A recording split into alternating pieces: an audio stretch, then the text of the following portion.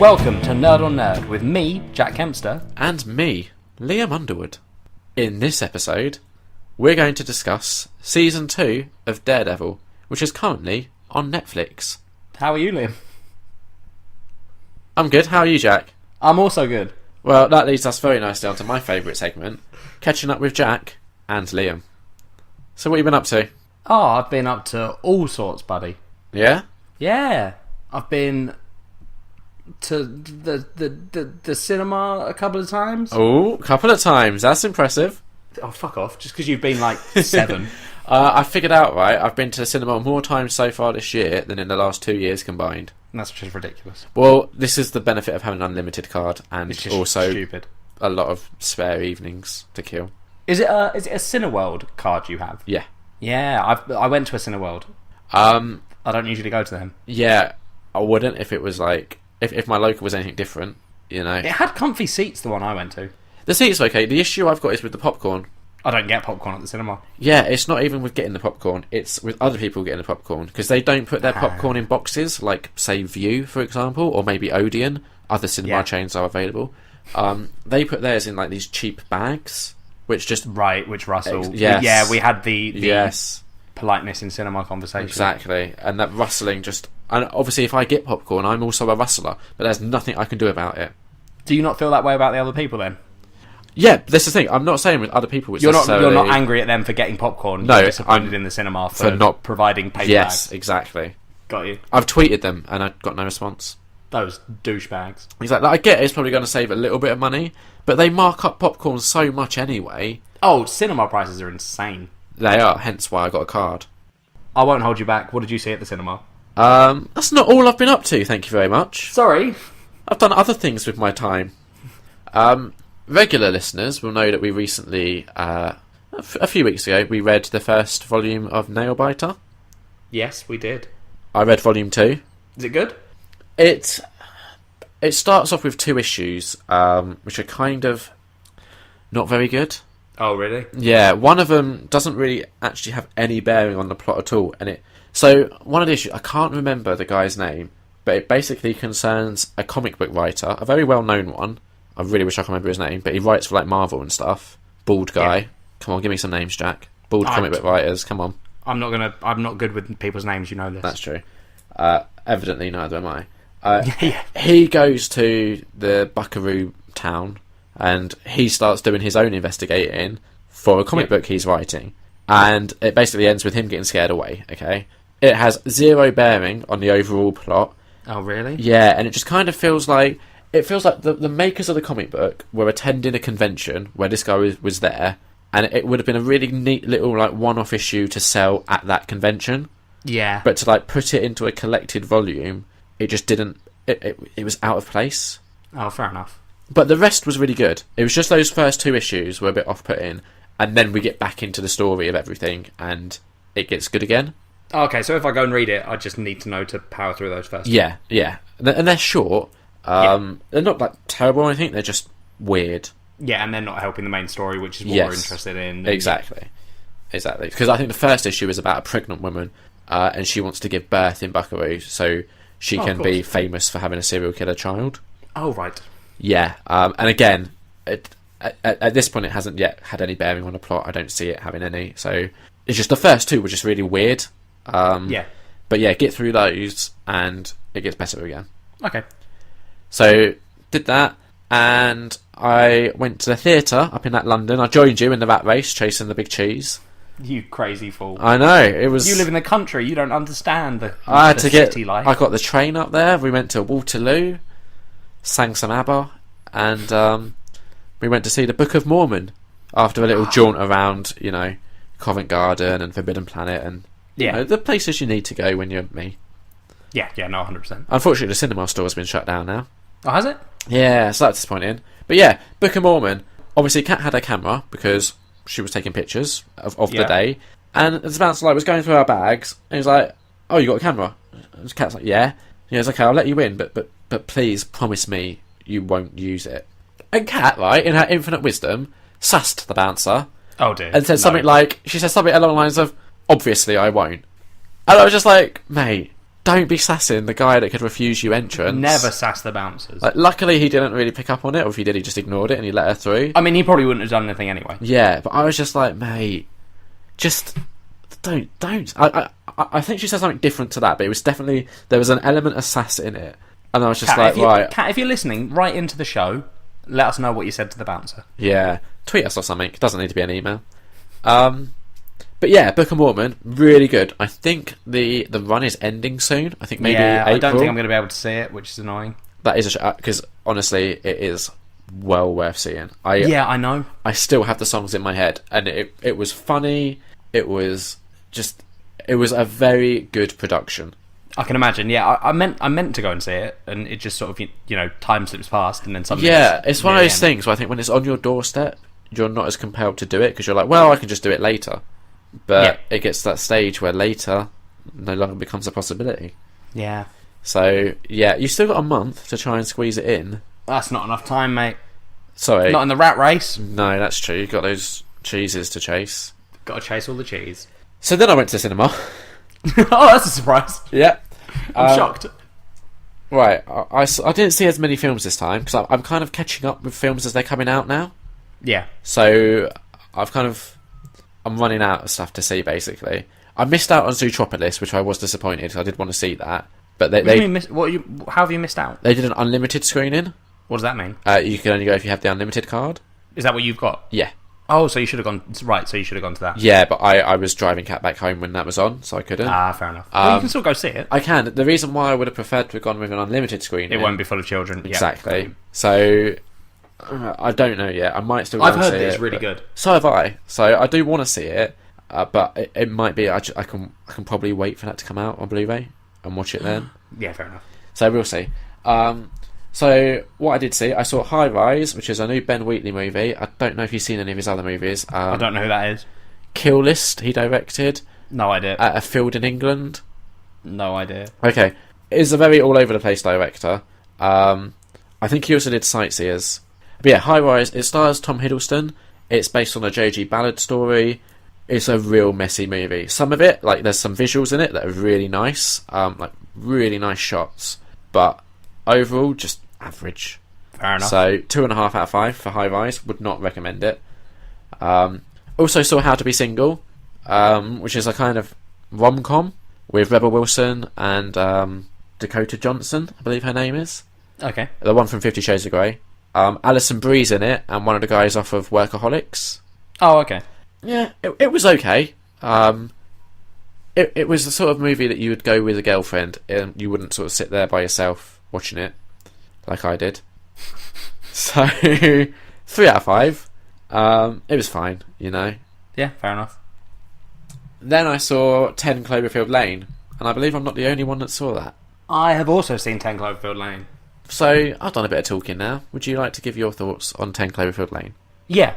So, what it feels to me is that 10 Cloverfield Lane is 2 films. I would say 1 film it's and one, like yeah, a third. Yeah. It's a whole film and then the end of a separate film. Yeah, basically. And both of those films are really good. It's just unfortunate that they don't quite work in the same film. Yeah, they didn't need to be combined. Yeah, it's the I think we've spoken about it before on here when we were excited about the trailer. Yeah. Or I was excited about the trailer, which is that like it was made as a separate film. Yes. And then they decided that they could brand it with Cloverfield. Yeah. So a really famous example of that is Die Hard with a Vengeance. The script was initially another movie called Simon Says, and then they basically sort of rejigged it to fit into the Die Hard franchise. Yeah. And it's a kind of fairly common thing that's done with scripts. Yeah. I can see why. It was so obvious, like, how they did this. Yeah, because it's literally a whole film you watch, and then at the end you get some stuff that links it to Cloverfield. Yeah, very tenuously as well. Like it. Oh yeah, super tenuously. Yeah, but it's a good. But like overall, it is, the majority of the one good film that's in this movie is really good. Yeah, like John Goodman is fantastic. Yeah. Mary Elizabeth Winstead, brilliant. It's got she's just fantastic. Yes, it's got all the twists you want, Liam. It's got some turns. surprisingly dark for a 12A. Like, Yeah. I wouldn't recommend taking a child to see it. No. Definitely don't. I did think, for me, like, it starts and you can kind of see where it's going, right? If we ignore the bonkers ending, okay? You can kind of see where the main film is going, and then it twists, and there's a scene where it's set to the music that's used in the trailer. Yes. And one of my favourite scenes in cinema so far this year. It's a genius scene. It's so good. Really it's good in the trailer, and it's good in the film. Yeah. And then it twists again. It goes back to kind of being a little bit predictable, which I was kind of disappointed in, because when that sequence happened, is that not then sort of surprising in that it twists back to what you were thinking? No, like, so when that musical scene happens and it sort of twists, I was like, this is interesting, because I have no idea where it's going. But then it sort of twists back to where I initially thought it was going. Yeah. So it's just kind of like it was like they didn't really know how to continue this unknown thing, so they just sort of relied back on what's more familiar, I guess. Yeah, fair enough. And I mean, it wasn't bad or anything. It was just there was a little stretch where there's just a lot of potential for them to do something different. Yeah, but overall, it's still like 3.5 out of 5, I'd say. Yep, I'm the same. Yeah, and it's rare for us to agree. Yeah, it is. It was shocking when we text each other after I'd seen it. Yes, and both agreed that we had the exact same opinion. Exactly. So, what else have you been up to, Jack? I've been playing, Liam. Yes. A video game. Oh yes, one of those newfound things. Fancy video games. Yes. Called Stardew Valley. Stardew Valley. Yes. Like, Stardew. Oh, sorry. Okay. I heard Starjew. Yes, I thought you did. Yeah. But what it is, Liam, yes, is I don't know if you ever played the game, the old school. They used to be on Game Boy and sort of Super Nintendo. These games called Harvest Moon. Yes, I never played them, but I was aware of them. They're kind of like Animal Crossing, from what I gather, but for farmers. Well, sort of, except you run a farm instead of wandering around just talking to people. Yeah, so Animal Crossing for farmers. Yeah, sort of. Yeah. But so Stardew Valley is a single person created the whole game. Okay. And has basically sort of done it with those old school graphics, but on PC. And it's really fucking addictive. What? So is it still a farm, or? Yep, you get your grandfather's farm. Okay. And you know, it's got all the classic stuff, like you grow crops and you go and you can speak to the villagers. Yeah, you can have animals. But I'm not sure what makes it different. I don't know if anything does, really, except that, you know, it's got more stuff in it because it's on PC and the guys had more time to do it, I guess. Okay. But it's just so addictive. I sit there and I'll be like, cool, I'm going to do like one more day on the farm. Yeah. And you go, and then suddenly you wake up that day and you're like, oh, all my pumpkins have grown. And then you get some of them and you sell some and you keep some others, and then you turn them into pumpkin juice, and you're like, I don't know what's happening anymore. And then I'm like, oh, I need to make Penny fall in love with me because she's the best. Yeah. And then I've already given her 2 gifts this week, Liam, so she won't take a third one, so I have to sleep for 3 more days, and I don't want to go to bed until I've made her fall in love and marry me. Phew, nightmare. So how do you kind of win? It's one of those sort of games, so you don't. Okay, so you just indefinitely keep playing. Yeah, I think so. Are they I mean, there might be an ending. I'm not at the end yet. Are they releasing updates for it, or? I'm not sure. I imagine there will be, possibly. Okay. But it's genuinely, it's just a really good sort of, you know, game to play, and yeah. Yeah. Speaking of video games, I completed Uncharted 3 this weekend. Oh, yeah. Which, if you haven't played it, I would recommend. I've played part of number 3. Which part? I think the beginning. I think my brother had it and I played a little bit of it. Oh, so that's like him as a kid, basically. Oh, maybe I didn't then. Maybe I played 2. I can't remember how 2 begins, to be honest. honest. I played the one with the train. There's a bit where you're climbing up a train. Oh, yes, that's 2. Like, okay, so I played 2 then. A crashed train. Yes, yeah. I played some of 2. Okay, fair enough. Yeah, I'd say each one gets gradually better. And there's some real kind of cool moments in 3 where you're playing. Does 3 have the walking through the desert scene? Yeah. Which I've not played, but I've heard about, and people saying it's really cool. I found that frustrating, to be honest. Well, you're a douchebag. Yeah, 3 has a really cool scene where you're trying to escape a burning building. Oh, okay. And like shit's collapsing around you, and you've got like jump and climb up things as everything's going to pot and people are shooting at you. There's some moments where you're just playing it and you're like, this is really cool. Yeah. And yeah, so I wanted to get them completed, ready for Uncharted 4, which I think comes out May sometime. Fair enough. So now it was completed, I realised, well, I have a gap in my games because we've discussed this in the past, but I've kind of stopped doing the whole trophy hunting stuff. Yeah, which is good. Yeah, I don't know why. I just kind of, I don't know, I've stopped. I might get back into it at some point, but for now, I'm happy to put Uncharted down for a bit. And based on a recommendation from your good friend, Dan Palmer, if you're listening, I picked up The Division. I've also recommended you The Division. Yeah, I stopped trusting your recommendations about 5 episodes ago, though. Yeah, so. Don't trust my recommendations on films, that's fair enough, but games... Alright, well, so I picked up, like, my perception of The Division was that it was a more team-based game, but you guys were saying not? No. So it is. Okay. It's online in a similar way to Destiny. Yes. It's very much... like, you can play the missions by yourself. Yes. But it's more fun if you're playing it with other people. Not even necessarily your friends. Like, I've done a few missions where I've just randomly teamed up with people online, and it's quite enjoyable just running through a level together. Did you talk to them? No. I spoke to them in a group chat. Okay. And they seemed like cool people.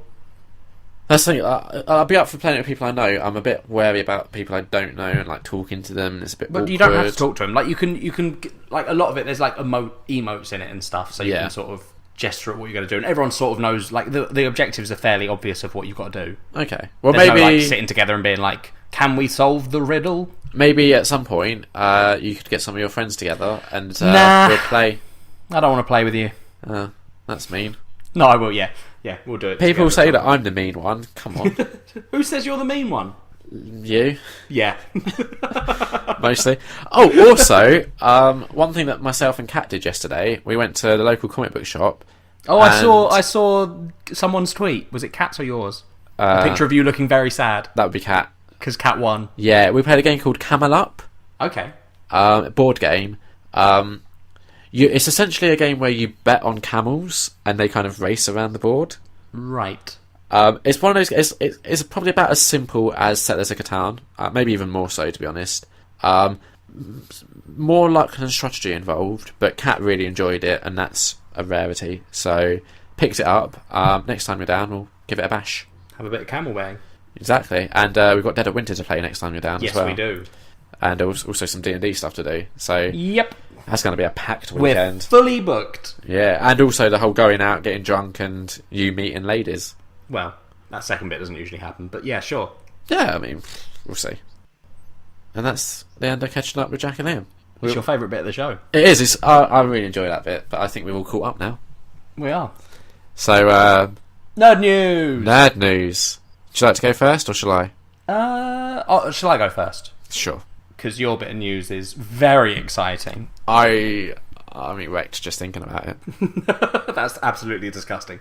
My bit of news that I've discovered, is that the Oculus Rift has finally, the full official final production Oculus Rifts are finally being sent out to people. So, for those of us that don't know, could you explain what the Oculus Rift is? Oculus Rift is a virtual reality headset. It was probably the first one to start getting in this, because there's all these new ones coming out now. Such as? I think HTC Vive, Project Morpheus. Okay, and Project Steam Morpheus. VR, Gear VR. Okay, and Project Morpheus is the one for PlayStation, That's the right? PS4 one, yeah. Okay, cool. But yeah, so Oculus are releasing their production headset now. Yep. And it's, looking pretty good. I'm excited, Liam. I'm excited about the virtual reality. I've heard that virtual reality porn is already a thing. I don't really care about that.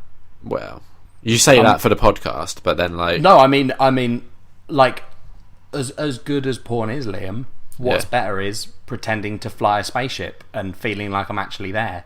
Why can't you do that, but also do that with naked women around? How would I do that? Would I have two headsets? Or would I have... No, it would be both running at the same time? No, it'd be porn set in space. And well, you're the captain of the ship. You've ordered a pizza. I'm guessing. A delivery ship has pulled up alongside, and this one's got extra fish. Yeah, they obviously you can't afford to pay, and you don't have enough intergalactic credits. Yep, she'll accept. Pizza delivery lady's like, oh, she'll accept other payments. Next thing you know, you're on the gallery. I'm okay with this so long as in the background of this happening, I'm also involved in a space dogfight. I don't see why not. Yeah, then I'm on board. I'm fully on board. Yeah. Like, so, you know, you're giving it to her, and suddenly there's a big explosion where your ship's come under attack, and you're like, oh, hang on a second, love, I need to go sort that out. I don't say hang on. We just carry pick her up and take her. Yeah. Fair enough. Yeah. I'm not quite fully on board with the whole virtual reality thing just yet. Okay, what's your worry about it? It's going to be weird.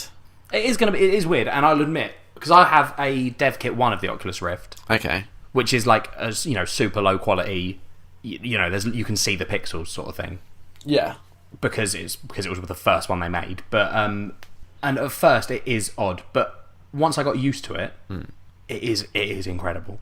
Yeah, I think the issue is, I think for me to get on board, they first have to come up with a game that's going to like for me, game is always first. Like gameplay comes before the hardware.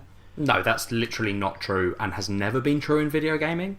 What? They didn't make all the PlayStation 4 games and then make a PlayStation 4 game. No. Sorry, yeah. But what I'm saying is, I wouldn't buy a PlayStation 4 without a good game to play on it. Right, yeah, but that's what I'm saying. So from a consumer perspective, okay. I would need them to come up with a really good game before I'm going to go and buy. But they have Morpheus. Good games. I don't know what they are. The only game that I'm aware of that's coming out on the PlayStation Morpheus thing is an Until Dawn game, and the way it's been described as it's like an on the rails horror game. So you essentially sort of ride through a haunted mansion type attraction thing in a theme park, and you just look around and shit happens that's scary. Yeah. See, I'm not huge on that stuff, but the stuff that I've played that works is there's a game called Elite Dangerous, which, going back to my spaceship example, you are in charge of a spaceship. Okay. And because one of the issues with like the VR stuff is when you're walking around in the game, you're not walking around and it's very confusing, right? With a game where you're sitting in a cockpit, like I bought a joystick, put it where it was in my vision with the virtual reality, and that is genuinely mind-blowing.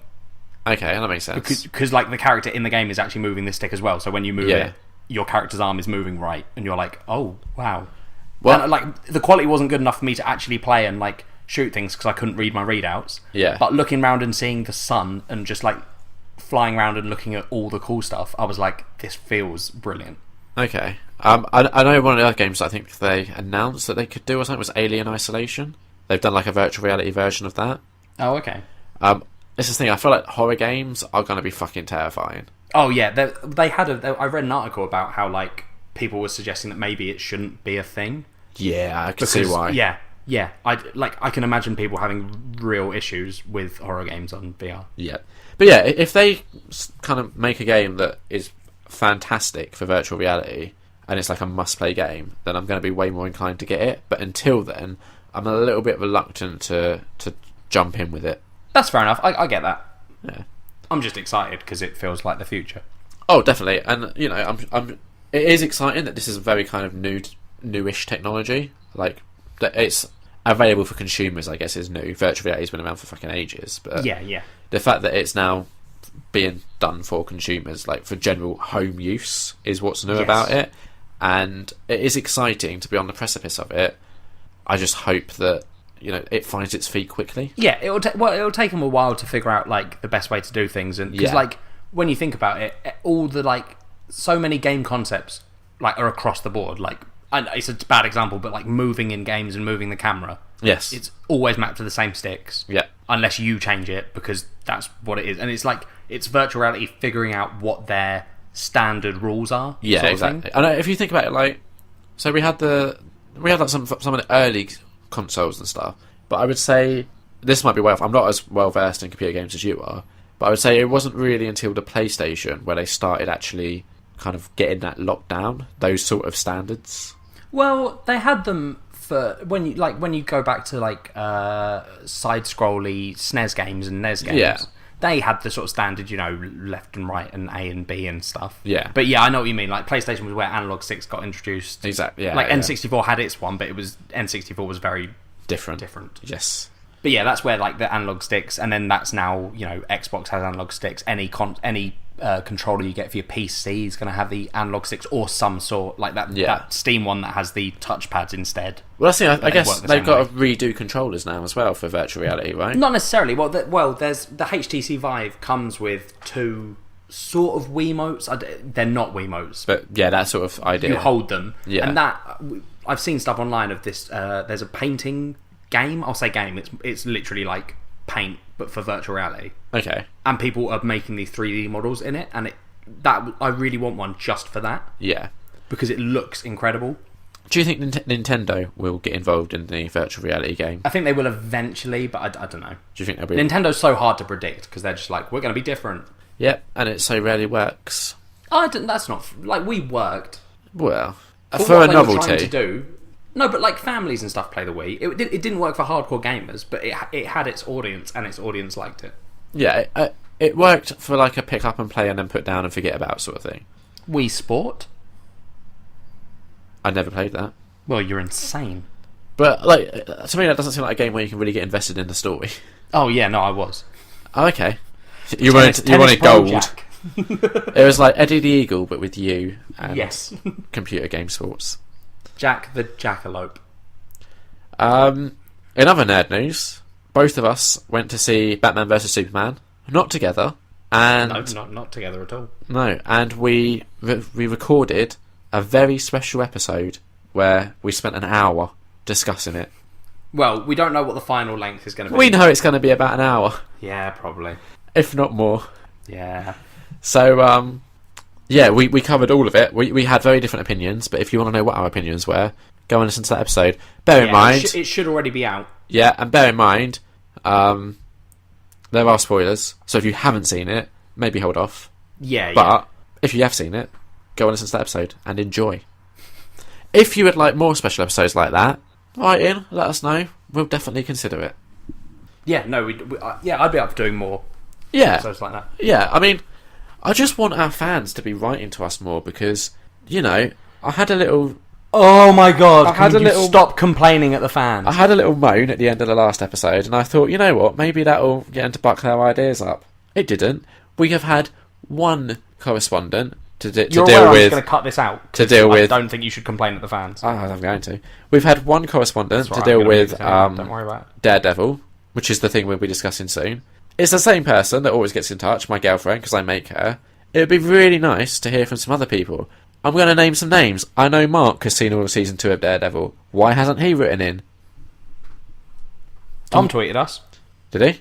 Oh, sorry, Liam. You were about to have a go at the fans. What did Tom say? Well, we don't do it now, do we? What did he say about Daredevil? Yeah, he's talking about Daredevil and... Oh, it only came in. Something else. Came in an hour ago, I didn't see. Yeah, exactly. I'll take that back. 2 people spoke to us. Yeah, someone said that Batman vs Superman is a poor... it's a shame they didn't do that in time for us to record the Batman vs Superman podcast. But, you know, thanks, Sam, for tweeting us with your thoughts on Batman vs Superman. We'll put it in this show so that you get mentioned. Yeah, but if you want to hear our thoughts on Batman vs Superman, you'll have to listen to the other show. So what we're basically doing is it's all connecting, like Inception and stuff. And also, thanks, Tom, for tweeting us about Daredevil. We'll get to that. But, you know, people that didn't tweet us, like Mark, Joanna, for example, maybe they need to buck their ideas up a bit. They might not have seen... The thing is... Mark has seen it. What we're going to talk about. But Mark has, yeah. Mark has zero excuse. He watched 10 episodes in one day. Like, that's fucking write to us about it. Tell us your thoughts. You're getting so angry.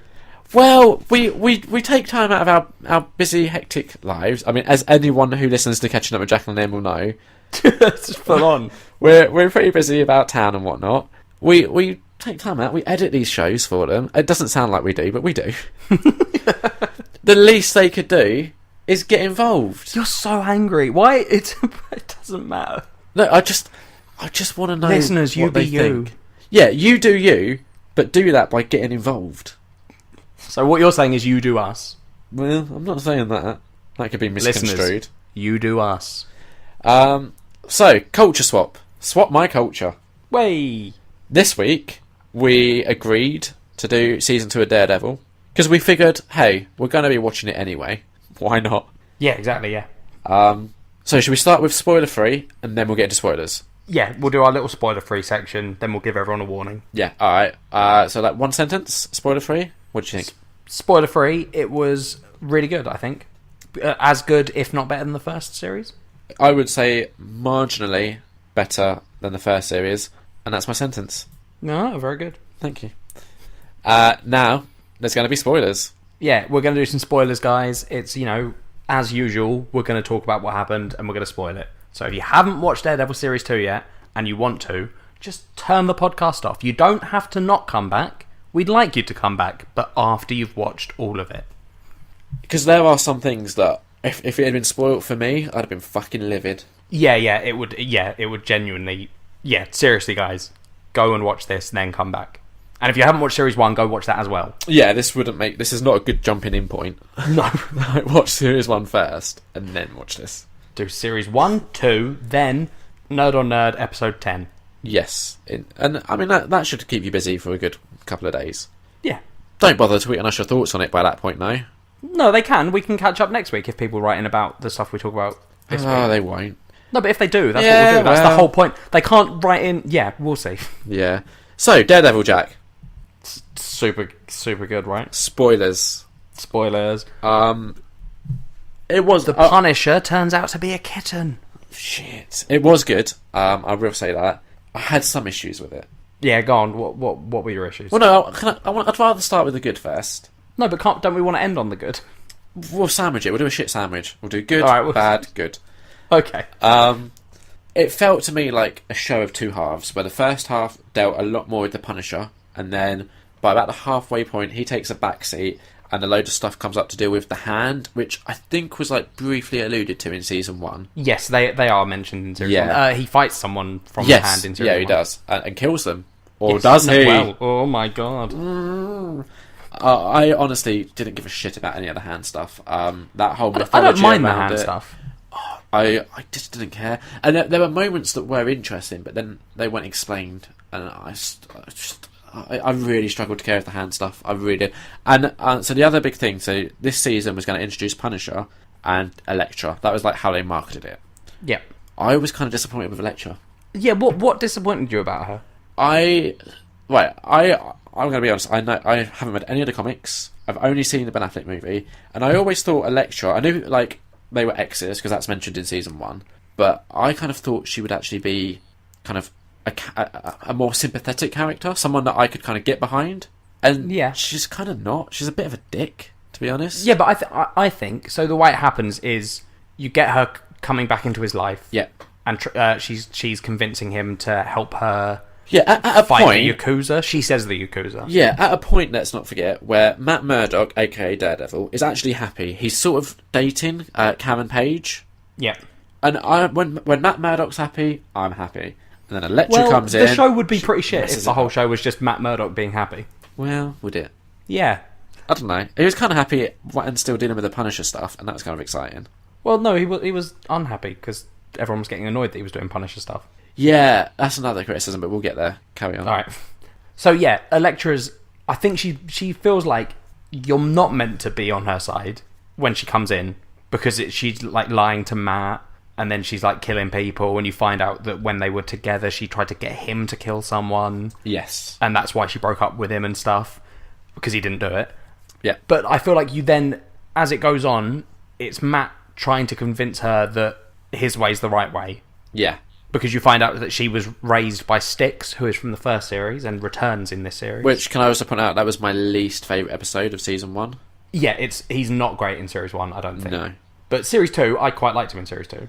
Like, he was not better. liked him, but he was better in Series 2. It was more But you find tolerable. out that she was also sort of brain... The way Matt looks at it is that he brainwashed them for a war that doesn't exist. Yes. We find out that it does exist. Yep. But, so it's Matt trying to convince her that Styx isn't right. Yeah.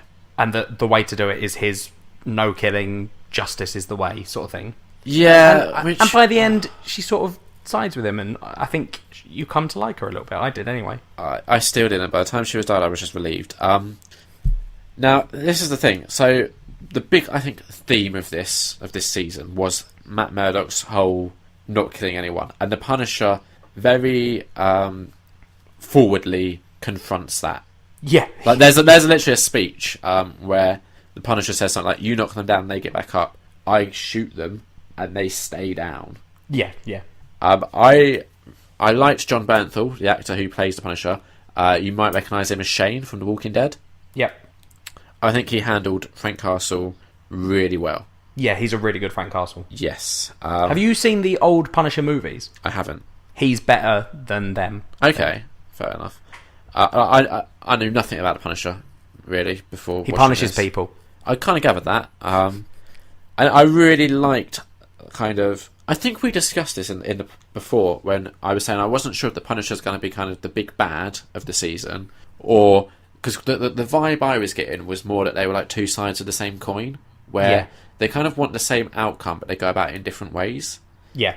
And I think one of the weaknesses of Season 2 of Daredevil is that it didn't really have a coherent big bad. It kind of jumped around a little bit. Like, it starts off where it's sort of the Punisher, and then it sort of moves into being this weird hand organisation thing. And I think... Yeah. I think when you compare to Season 1, we had a very definitive big bad in Fisk, who... Like, for me, Fisk made Season 1 so good. Yeah, he's brilliant. I love him. So I think that was one of the weaknesses of Season 2 of Daredevil, but it was a minor weakness. Like, it was still overall a good show, don't get me wrong. I do kind of...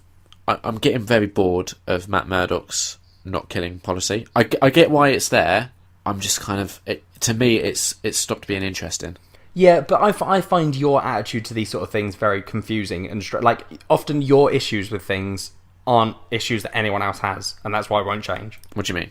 Well, you're like, I'm bored of him not killing people. Yeah, that's not a thing to be bored of. It's not like, literally no one is going, that's the issue. Yeah, I did like as well. I liked that he actually says to Frank Castle, "My way isn't working. I think we have to make an exception in this instance and put him down for good." And Frank Castle's like, "No, Red. If you do that, that's a line you can't come back from." Yeah. And I liked that, and I like that Daredevil is starting to rethink, because we are seeing... No. We are seeing... No, he's not going to, though. That's not... No, he's not. He's maybe not going to kill, but he's rethinking what he's doing, because he put all of his faith in the justice system. Yes. Yeah. And he's seeing that isn't working. So he is rethinking what he's doing. I'm not saying he's going to go around and start killing people. Right. But I think he's lost that faith in the justice system. Yeah. Well, he's also useless at being in the justice system, as we learn this series. Yeah. Now, okay, so let's start the first half with the Punisher. I wasn't really expecting them to actually arrest him at some point. Yeah, I liked that. Yeah, and the whole courtroom stuff I found really interesting. Yeah, it was really good. I think that's also what made me against Elektra. Every time Elektra came along and dragged Matt Murdock away from the courtroom stuff, it pissed me off. No, but see, I was happy about that, because I like Foggy as a lawyer. Yeah, Foggy is a great character and a great lawyer. But I also like it when Foggy and Matt are getting on. Yeah. Again, I like it when Matt Murdock's happy. Yeah, exactly. The courtroom stuff was really good. Really riveting, I thought. It's like, courtroom stuff can be a bit dry. Yeah, no, they did it the right way. They're like, there's not too much courtroom stuff. Yeah. I think I would have been happy with a little bit more, personally. Yeah. Yeah, then the hand comes in, and I don't know if you want to talk about that. I have such little to say, because it just interested me, like... so little. The only thing... It's good in that it's like... I don't know. It's good that it's leading onto other stuff, I guess. Like, I don't know what. I'm not saying that in like a knowledgeable way. No, but the end sets this up as more is coming. Yeah, exactly. Yeah. Like, the fact that it's getting... Like, it's revealing to Matt that he can be wrong about stuff, because he just assumes that all the mystical stuff is fake. Yeah. And then you find out that there's a guy who's come back from the dead. Yeah. Which I thought would actually play into him kind of being more okay with killing people. Because surely it's okay to kill someone if they can come back from it. No, Liam, that's... Is that not how that works? That's why you could never be a superhero. No, a villain, definitely, not a hero. Yeah. The one part of the hand thing that I did like was the weird zombie children that they were draining their blood from. Yeah, they were creepy. They were. I liked that element. That scene in the hospital was really good. Yeah, I didn't like that was never actually really explained.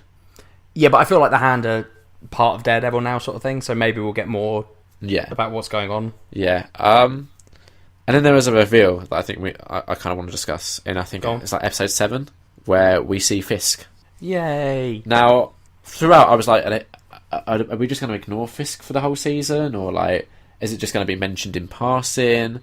And then every episode I would look at the kind of the cast list at the beginning during the opening titles, and I'd be looking for the actor's name. Vincent D'Onofrio or some shit like that. Yeah, we're really good with names. Yeah, Vincent D'Onofrio. Yeah, surely. I'm sure that's how you pronounce it. Probably. And then like there's an episode where he just appears right at the end, and then boom, it's like featuring special guest appearance by him, and it's just sets up him having a bigger part in the next, I think, 2 episodes. Yeah. That for me was the highlight of this season. So So what he does is we see him in prison, and we kind of do a little bit of a flashback, and we see him sort of building up his rank in prison. Yeah, you basically get an episode that tells you what Fisk has been doing. Yeah, which was so good. And then we find out that he has orchestrated a meeting with Punisher, and he's going to kind of let Punisher out of prison, like help him escape. But then this kind of confused me a little bit. Like, to me, it wasn't too clear why he was doing all that. What, Fisk? Yeah. Why wasn't it clear? Well, like, why was he letting Punisher back out, sort of thing? Because that was the deal. Yeah. So achieve what? So what Fisk says Yeah. is that he wants someone dead. The guy he wants dead runs the prison, effectively. Yeah. So Fisk sets up the meeting with Punisher. He says, if you kill this guy who happened to be involved in the death of your children... Yeah. And your children and your wife, if you kill him, I'll let you go. Because Punisher wants to be out. Oh, okay. Yeah. So he's using it to say to Punisher, this is why you should do it. Yeah. And then he tries to dick over Punisher, basically. Yeah, because he doesn't want witnesses. Yeah, and that does not work, so he kind of has to let him out. We have a really awesome fight scene where Punisher, armed with only a shiv, takes on all the prisoners in one cell block, brutally murders them, and then goes to fight some SWAT team guys who quickly just knock the shit out of him. Yeah, I mean, this is a very violent show. This is not for kids. It's not at all, and it's great. Yeah, exactly. Again, this is Marvel being ballsy, and that's when Marvel are good, when they take risks like this show.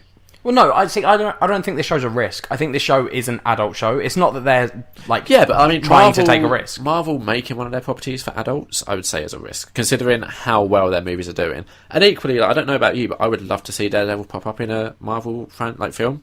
I think it could work. I wouldn't mind it, but I don't think he will. No, but I think it could work. He's not. I don't think, because he's not closely tied to the Avengers, really. Yeah, but I mean, we'll see. I don't think he will. He's a TV star. Yeah. And if I read somewhere that he was actually contracted to appear in one movie.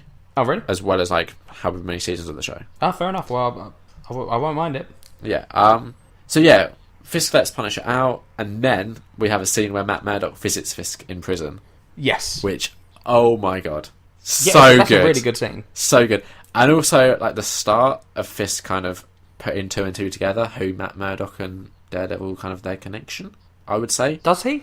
Well, at the end, he asks for Matt Murdock's files, and to me, like, he's looking into that, or he's looking into Matt Murdock, and I think he will make that's not him putting it together, that's him threatening Matt and his friends. I think he will make the connection. I mean, I think he will eventually, but I don't know if that's what that was.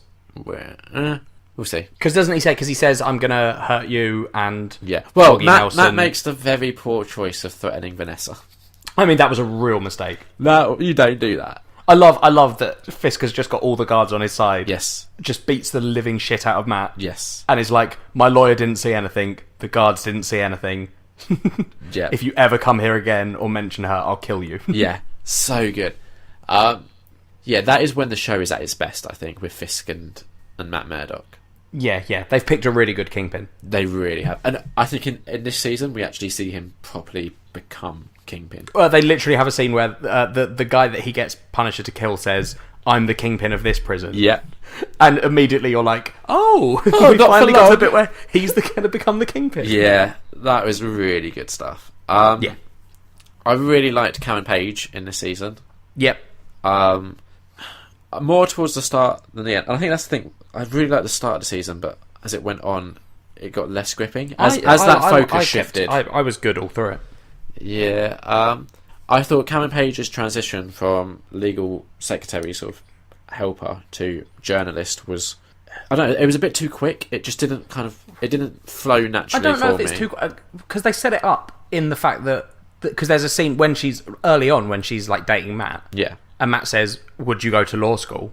And she's like, "I don't know if law is the right thing for me." Yeah. Because I think it's set up well enough because her whole thing is that throughout the series she's saying, "I just want the truth. I don't care about the law." Yeah, I'm not saying it doesn't make sense that she doesn't end up a journalist. I'm just saying it's like she loses her job helping Matt and Foggy, and then like 1 minute later is like, "Well, now I'm a journalist." No. She only becomes a journalist right at the end.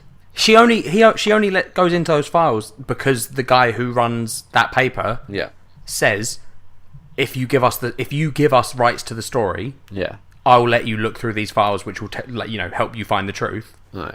And then he slowly takes her under his wing and is like, "Look, I can help you." And then there's a scene where he's like, "Have you considered? Do you think doing this?" He fancies her? Because I could never quite get. No, I think she's like a daughter to him. Okay. It's the way I sort of... at first I was like, oh, he's got a crush. Yeah. But then I think it becomes much more a like... Because I can't remember what her issue with... Like, I can't remember what happened to her parents. No, I think there's a backstory there that we... No, there is, but I think they say it in... I think it's in series 1 because she says to him, you know what happened. Okay, because I know there's a scene where there's something about a teenage being murdered, and she mentions her brother as well. Oh, okay, maybe we don't know then. Yeah, I'm wondering, because there's a couple of hints that indicate that there's more to her than we're currently seeing. Especially like her view on, like, there's a discussion between her and Matt about the Punisher. Yeah, it's when they first start falling out. Yeah. Because she's like, I think he should kill people. Yep, and then there's also another scene where the Punisher actually says to her, "You know how to handle a gun." Oh, that's right, yeah. So I definitely think there's something to her that we haven't yet discovered. Yeah, fair enough. But yeah, no, I think that journalist stuff was fine for me. It made sense. Fair. For me, it was just a bit too sudden, but that's me. That's because you move at a snail's pace. Exactly. I'm old now, aren't I? What else? The fight scene at the end of episode 3, where it basically they go. It kind of felt like the director of the episode went, "Hey, everyone really liked that hallway fight scene in season 1, so we're going to top it with the stairway fight scene and the Hounds of Hell gang." Yeah. I mean, it was incredible, but it did feel a bit like one-upmanship as well. Yeah, definitely. Because that hallway fight scene from the first series is brilliant. Yes. But yeah, I mean, the acting's all good across the board, I'd say. Charlie Cox is really good at acting like a blind guy. Yeah, and also, like, the fact that we know Daredevil isn't exactly blind, when we then see him acting like a blind guy, especially in front of someone like Karen, it also just makes him like a massive dick, but in like a weirdly lovable way. Yeah, it's the scene where they're playing pool. Yes. And Karen's like helping him line up shots, and then Karen walks away and Foggy comes over and he pots like 2 balls with one. Yeah. So and there's another scene where he's like outside of a police station and she walks out and I think she says his name and he's like, "Karen," and sort of like sort of stumbles towards her and it's just like, mate, come on, tone it down a bit. Yeah. But it is good. Yeah. I don't know. There was a couple of things that I didn't think were explained brilliantly. Like, for example, the scene with Punisher on a boat, and like a load of cars pull up on the dock, and a load of men get out, and Punisher blows up the boat, and that explosion somehow kills all of the men on the dock, somehow, but also it isn't devastating enough to really hurt the Punisher at all. Well, he can't be killed, Liam, because he's the Punisher. Right. The other thing that I wasn't too clear on, I don't know if I just missed something, but you know there was the army guy, like his captain who had one arm? Yeah. All that stuff in the cabin, and like him putting a gun against Karen and all that. Did I miss something? Or what was going on there? Or you didn't put it together. It's when Punisher goes to the construction yard place, and he causes a load of deaths that aren't. I can't remember how they die. I don't think he kills them, does he? But a load of people die for some reason. Oh, I'm trying to remember. I know he causes. There's a load of deaths that happen, and the Punisher's getting blamed for them. So, and it's someone else that I don't think we ever see who it is that's doing it, right? Yes, that's right. It's during the whole, like, someone's killing people. Yeah, because someone's targeting Karen and the Punisher protects her. Yes. Do we ever see who's doing that? Yeah, no, I can't remember. Did we find out who that was? I don't think so. No. Yeah, I hadn't thought of that. But it's basically someone in that, he says that the best soldier, one of the best soldiers he ever knew came back. Yeah. Came to see him and saluted him and said, "What should I do, Captain?" sort of thing. Yeah. And that guy then got a job at the construction yard. So the implication is that he thinks that Frank Castles has snapped and killed his own men.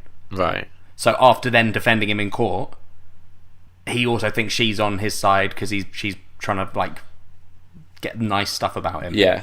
So then I think the captain just sort of snaps and is like, this guy that I thought was a hero that I've defended in court is actually a psychopath. Okay, I didn't put that together. So when that all was happening, and like it just confused me. Yeah, fair enough. Understandably, if you hadn't caught that a little bit. Yeah. I'm very okay. Another thing that I'm not a big fan of with the Daredevil stuff is when they kind of try and rope in movie stuff. I almost wish that the Netflix Marvel franchise existed separately to the cinematic universe. What stuff did they try and rope in? It's all this fucking shit when they refer to the incident. Like, right. Like it's basically that. There's a couple of references to the incident, which is the New York attack that happens in the first Avengers movie. Yeah. And to me, it just feels awkward. And there's in the journalist office, there's posters in the background of the Harlem Terror from Incredible Hulk. Ah, okay. And it's stuff like that where it's like, I get it. It takes me out of it a little bit. Really? Yeah. To me, I wish this existed separately to the Marvel Cinematic Universe, because those references just feel really awkwardly shoehorned in. And in the first season, I don't think they are, because it doesn't. Because they're not big things. It's not like everyone's going the incident every 3 yeah, but seconds. like in the first season as well, they make a couple of references to like Iron Man and Hulk and stuff, and it's just, I know, it's a bit makes awkward. Sense. No, but I like it because it's setting up, like, it sets you up for the fact that these 3 heroes, like Luke Cage, Jessica Jones, and Matt Murdock. Iron Fist is coming as well, I think. Iron Fist as well, yeah. So it sets up that whole thing. Like, the Defenders doesn't. That I'm sure it won't make sense if it's not in the same universe, because the whole thing is that they're like the local Avengers sort of thing. Like, they look after their place. So what I think works better is when the seasons interconnect. Like, there's references to Jessica I'm not Jones. saying that doesn't work. Yeah, like I'm Rosario just saying, Dawson it also needs the cinema, the films. Yeah, Rosario Dawson is a really good sort of anchor point for all these shows to circle around. She plays Night Nurse. Yeah, right. Yeah, because I know what you're like with names. Yeah. And she's the one that sort of references Jessica Jones, which I thought was kind of neat. And Yep. Foggy meeting Hogarth from Jessica Jones was awesome. I really like that. And going to work for that company. Yeah. So that's when they're doing that sort of connecting stuff, I really like it. And that's kind of why I wish the shows existed separate to the movie stuff. I think it's different. I don't think it's an issue as big as you're making it, because it's not like the stuff that references to the film. It's not that sort of thing. It's not like we're getting film characters stroll through the background and be like, no, but oh my god, look, it's Ant-Man. But to me, it's just little tiny distracting. things that tie it together. It's not. It shouldn't take you out because you shouldn't care enough. It's literally just them saying the incident. Yeah, it feels too awkwardly put in. No, it's not though, because it's such a small thing. It can't be an awkward shoehorn if it's a tiny reference. For me, yeah, but that's because you're mental. Yeah, probably. You're like OCD with films and TV. Yeah. I'm sure every like speck of dust, except for apparently the guy that got killed by the Punisher or someone. I like that the Punisher now exists in this universe as well. Yeah. I really hope we see more from him, but equally, I don't want him to just pop up when it's convenient. You know, like I don't want it to be like Daredevil's having a fight and he's really struggling, and then Punisher just snipes someone from a rooftop miles away and then disappears again. Yeah, no, I'm sure if they do it, it'll be he comes in and then he's in for an episode or something. Yeah. Like, I would be happy to have a Punisher season, to be honest. I don't think he's as interesting by himself. I don't know the comics well enough to know if there's anyone from the comics. No, but I mean, even from the series standpoint, it's like if you look at it, him alone is not that interesting, because there's no like the thing that makes comic. Like, I know you don't like they're not killing people, but the interesting thing is they have these dilemmas where they're like. Yeah, but I mean, what I'm saying is I don't know if there's anyone. Punisher can't have a realization that his method doesn't work. No, because his method is he kills people. But I don't know if there's a character from the Punisher comics that they could introduce in a Punisher season. I'm not sure either. So, I mean, I think I would be happy to see a Punisher season, and I would have faith that they would do it well. But equally, I would like it if he popped up in the next Jessica Jones or something. I think if they do him, I reckon it'll be in that Defenders series. Yeah, and I really am very keen for them to get to that now. Yeah. I'm worried, to be honest, that it's going to take us a good another couple of years before we get there. Yeah, but that's fine. They haven't let us down yet. I'm willing to wait. No. So what's coming next? Is it Luke Cage next, or Jessica Jones season 2 next? I'm not sure. Okay. I feel like Luke Cage, but I'm not positive. Okay, and I'm very interested to see where they take Night Nurse now that she's essentially left the hospital. Yeah, I'm wondering if she'll become like a permanent like medical help to them or something. Yeah, but she's still going to need money somehow. Nah, you don't need money You don't need money. Matt Murdock closed down his business and still lives in a fucking brilliant apartment. Yeah, that is weird. It's classic TV, isn't it? You don't need money to live in the nice. It's like Friends. How can they afford those apartments in New York when they always spend their time in a coffee shop and not at work? Yeah, exactly. Yeah. Maybe New York's just super cheap to live, and people just don't lie to keep others out. Judging by what I've heard, It's just a lie to keep us out. Yeah. But yeah, like I said, I actually marginally preferred season 2 to season 1. Yeah. I think I agree. Like season 1 for me, the big thing was Fisk. Having him come back in season 2 was fantastic, but I thought the Punisher and that like ideology and having Daredevil question himself was very interesting. Yeah, it was. And yeah, where they've ended it with him kind of revealing who he is to Karen, so excited to see what's going to happen next.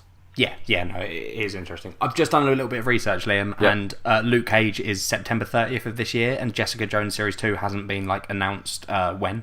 So I assume Luke Cage is next. Anything coming up afterwards? I'm assuming we're getting a season 3 of Daredevil. That's got to be a given, right?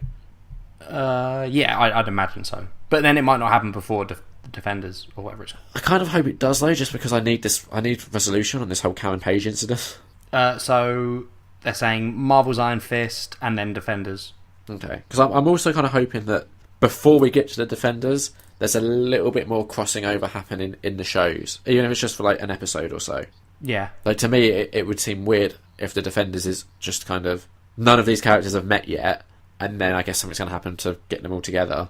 Like that will probably be half the show. Like these seasons. Well, no. See, it's saying here that Marvel's Defenders is scheduled to be 4 to 8 episodes. Oh, really? So I think it would be something happens somewhere. In like because you've got Iron Fist and Luke Cage. Yeah. So one of them, because we've already had like they're referencing each other in these series we've seen. Yeah. And those references are slowly getting bigger and bigger. Like we've got the nurse going cross series sort of thing. Yeah, I mean Luke Cage is obviously we've seen him in Jessica Jones. Exactly. Yeah. So I reckon they'll be just in other like I can imagine Iron Fist meeting Daredevil. Do you think that Jessica Jones will appear in Luke Cage? Yeah, probably. I hope so, because when he appeared in Jessica Jones, to me, and I think we disagree on this, but to me that felt like Marvel not having enough confidence that a female-led property could work, so they wanted to put Luke Cage in entirely. To back that up. I think it's because he was an integral part to her story. They could have done with that. Because if they didn't have the confidence, they wouldn't have put him in halfway through a series. He was there very early on. Yeah, but not as a main character. Not until later on do you find out he's like he becomes major later on. And he is an integral part to her story because of all the like she's involved in his wife's death and stuff. Yeah, like they did incorporate him well. I think you're wrong. I read that as just them not having enough confidence in that property working. I think you don't have enough confidence in women. I have more than enough. You're a misogynist. A what? No, is it misogynist? Misogynist. Is that how you pronounce it? I don't know. Well, don't correct me if you I don't. love women too much to even know how to pronounce that word. Yeah, I think it's misogynist. Which is what I said. Yeah, fair enough. Yeah. No, I don't think I don't think I've got any other points I want to make particularly. Special effects were good. Yeah. Out of 5? I think 4 out of 5. I'd agree with that. Yeah. Solid 4. And I'm really hoping next season we actually get more Kingpin. Yeah. I think he'll come back if they do a third series. They've got to. I'm sorry. They've got to. Yeah. I think both these seasons have been very well received critically. Yeah, definitely. So I would be shocked if they were like, fuck Daredevil, we're done. He tells Karen, and guess what? No one gives a shit. The yeah, end. Exactly. No, that's a fair point, yeah. Yeah. And that was Daredevil. What are we going to do next week, Jack? Well, next week, listeners, we're going to be reading Preacher, Volume 1. Oh, shit. Cut. We had some correspondence about Daredevil. Yeah, good point. We had a tweet from Tom Hogan at the Tomothy. Big shout out to him, by the way, as the guy that does our fan art that you'll see as our Twitter banners. He always does us a nice little fan art. But he hasn't done one for the last episode. He did, didn't he? Nah. I thought he sent us one. Not for the Liam's Not a Doctor one. He did it for the one before that, right, about the shower and stuff. Did he? Oh, yeah, maybe. Yeah, no, Liam's Not a Doctor. We've had nothing about that. So, we appreciate you, Tom. But equally, Liam's not happy. Come on. I look forward... When a new episode goes out, I look forward to seeing what fan art Tom's going to do. And when he makes me wait, I get angsty. But anyway, Tom said that him and Frankie, don't know who that is, are going to make his girlfriend. Oh, okay. Him and his girlfriend are going to make time to see Daredevil soon, and they're also going to venture out... Oh, he's going to venture out alone to see Batman vs Superman tonight. He'll get back to us. So, we appreciate the tweet, but it didn't really help. Don't complain when someone does what you want. No, thank you for tweeting us. Tom, ignore Liam, he's a dick. No, thank you for tweeting us, Tom. I look forward to finding out what you think about Batman vs Superman. I hope you're on my side. Let us know about Daredevil too. I'm also curious about Daredevil. Even if you guys getting back to us isn't on the show, it's always nice to hear from you anyway. And we talk on the Twitter and where we're at the moment with our fan interaction. If you interact, we will read it out. It's not like we're sifting through loads of tweets and emails and trying to pick out the best ones. We're literally begging you to interact. You could tell us to fuck right off and we'd probably read it out. I would. Kat Fyson also emailed us about Daredevil. Now, what did Kat say? You might remember her as being the special guest on our Valentine's Day episode. Oh, okay. She said, I have mixed feelings about Daredevil this season, and I preferred Season 1. However, Punisher's story was great, and surprise reappearance from a Season 1 favourite was amazing, but also well needed to break up the other ridiculous Elektra storyline that no one gives a shit about. If they had stuck with Punisher's story without chucking in another stupid story, it would have worked better. Also, Matt Murdock is a bit of a dick. However, top-notch last scene, which did make me excited for the next season. I liked Elektra. I don't know why everyone hates her. I don't think they did a good enough job to make her likeable. Oh, actually, I know why you hate her. It's because you're a misogynist. I'm not. Well, clearly I like you are. Karen. I like Karen. So, honestly, I want to say a heartfelt thank you to those people that did get in touch. I want to say a heartfelt thank you to all our listeners, because you guys listening to us, even if you don't correspond, the listens are the thing that, move us up the iTunes chart. Jack, we've got a Facebook page. I don't think our listeners know about it. It's because Facebook is an outdated platform. Yeah, I know, but we have one. It's Nerd on Nerd. If you want to go on there, you can. We don't use it very much, but you could talk to us there, and we'll also talk back to you there too. Yeah, I mean, it's just another option for you to get in touch. Like, we can't make it any easier for you. You can also call Liam on 07... Well, I mean, let's not do that. I don't want to be dealing with you guys ringing up and whinging at me. Oh, I'm ringing you because you're whinging that I never get in touch. Whinge, whinge, whinge. Like, well, that would teach you a lesson, wouldn't it, if I gave out your number? Yeah, let's not do that.